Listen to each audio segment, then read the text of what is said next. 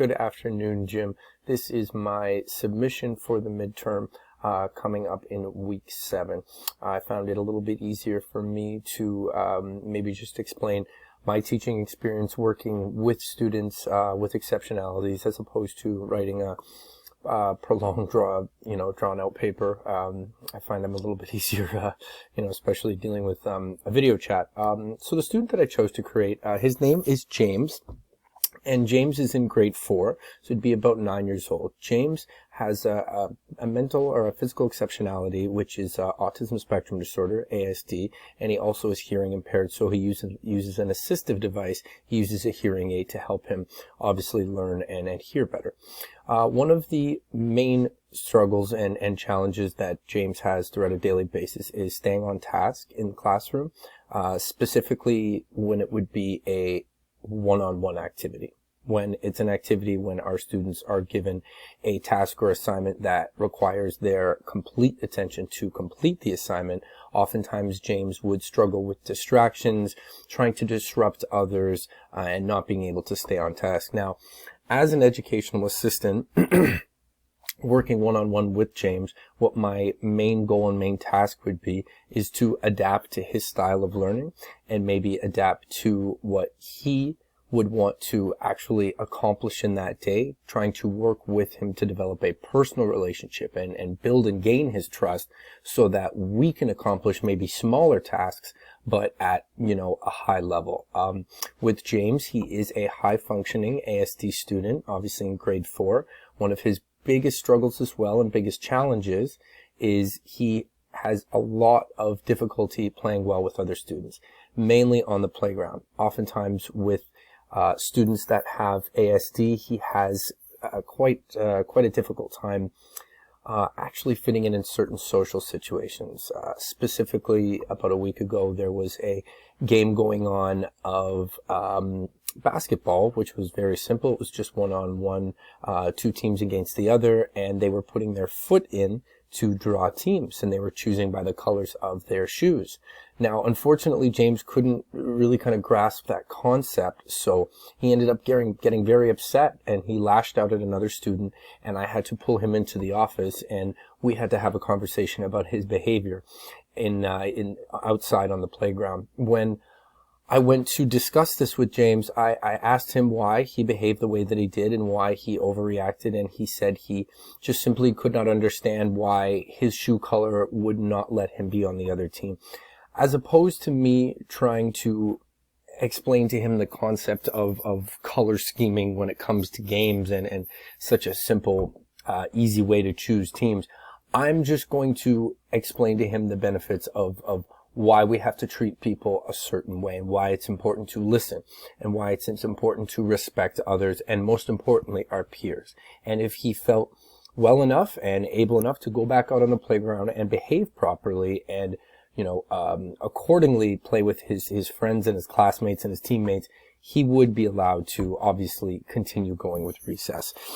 One big challenge that James also struggles with, and I've worked with him several times, is his inability to feel somewhat accepted by young groups of girls. Unfortunately, a lot of the groups of girls in his class tend to maybe feel a little bit shy to approach him. He sometimes has tendencies where it causes him to maybe lash out in a loud way. He doesn't flap or do anything of that extent, but there are moments where, yes, James can get out of sorts and start screaming and behaving and yelling and raising his voice to a level where it might make another student uncomfortable.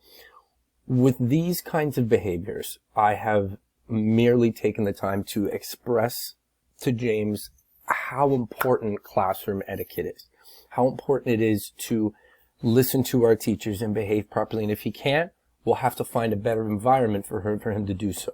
Whether it's the special education resource room, whether I have to take him into another classroom all by itself.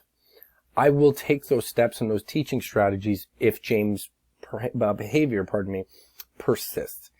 And I think most importantly, when it comes to the students that we work with, you have to really listen and you have to adapt to them and go through various levels of teaching strategies to really grasp a hold on their ability to kind of make it through the day. You have to make the tasks almost small enough that they feel empowered to complete them successfully and independently. A big thing that I would really suggest for James, and it's something that I've mentioned to his parents several times, is an after-school program.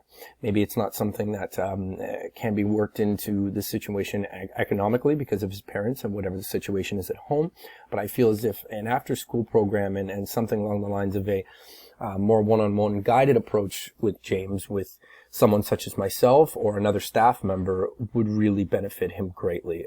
Currently, right now, he only has a few of us working with him in a couple classes. It's not full-time. He has one EA that works with him directly throughout the day, but unfortunately there are moments in time and lapses where he is off to left with his to be with his friends, and during that time he might have encountered a teacher who unfortunately might not have catered to his needs well enough. As an educational student or educational assistant, a future one, we have to always understand the behaviors that our students are trying to exhibit and realize that it might be a causation from something else. It might be a causation from behavior at home. It might be causation from something that happened on the way to school. Maybe they didn't get enough sleep that night. I think most importantly, as educational assistants, we have to really take our time to understand the needs and the wants and the desires of our students. That is, most importantly, in my opinion, what our job description should be. We are support systems for these students to help them be successful getting through elementary, high school, and post-secondary school in life. With James, I feel he is going to benefit greatly from a much more one or two tiered approach of actually taking the time to spend with him, working with him every day, following up, and making sure he gets the support that he needs. Thank you very much for taking the time to watch this video, and I hope you have a wonderful day, and I really hope the presentation was up to the ability that that I've shown so far. So thank you very much, and again, have a great day.